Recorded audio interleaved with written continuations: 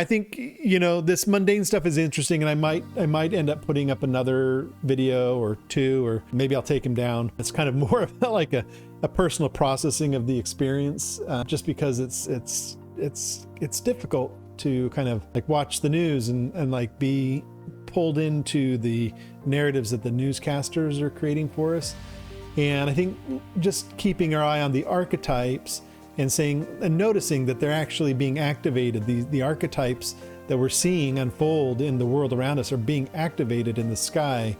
And it's not like it makes us feel better about it, but it does help us to kind of gain some perspective and some distance from being totally engrossed and enmeshed. At least it does me. So hopefully, maybe if it helps you, great. But one thing I was just thinking of here is that I didn't notice before, or like I saw just a few minutes ago and I didn't point out, was that Mercury, transiting Mercury, is applying into almost a perfect opposition with the exceptional Venus of the US chart, which I think is also because of the way that the air, I think of this as really signifying the air, the airplanes and the helicopters. I was about to say the Air Force, but I think there was a lot of planes and helicopters from the Marines and the Navy too. So not just the Air Force, but just the air capacity, the military air capacity, I think is indicative of this. And, Mercury signifying flight and the communication that had to take place,